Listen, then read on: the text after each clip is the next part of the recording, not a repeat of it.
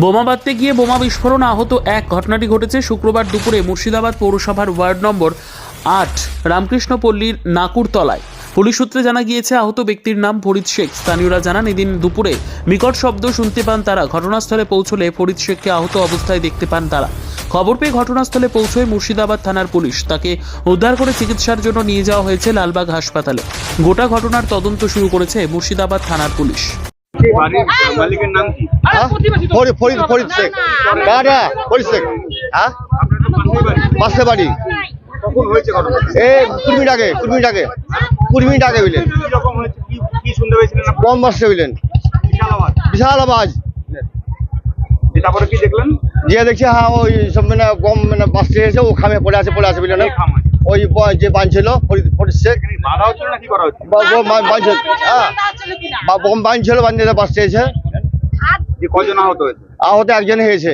আর কি সঙ্গে কেউ ছিল? ছিল সব যে পালিয়েছে বুঝলেন। হ্যাঁ, এখানে কি হতো? এখানটা কি করা হতো?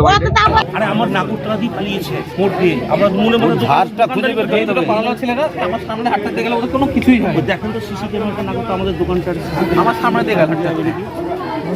আর আমরা জনগণ দেখেছে নাকুরতলা দিকে ঢালা আর এই রাস্তা দিয়ে সোজা চলে গেল। বুঝলেন, ওই ভাত খাওয়া দেয়। ফরিদ শেখ কি করে? সে ওই সারাদিন বাড়িতে থাকে। হ্যাঁ, লোকজন যাতায়াত করে বাড়িতে অনেক? না লোকজন আমরা দিনেও দেখতে পাই না, কিন্তু লোক যে খুলেও না, বন্ধই থাকে বাড়ি। বন্ধই থাকে বাড়ি। কখন হয়েছে ঘটনাটা? এই ঘন্টা খানেক হলো।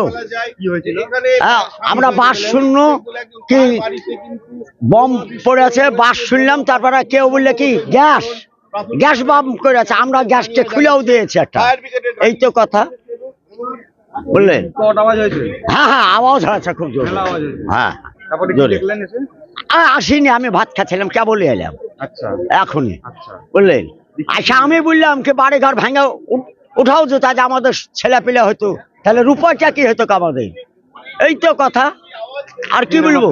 আমার নাম দুলু শেখ।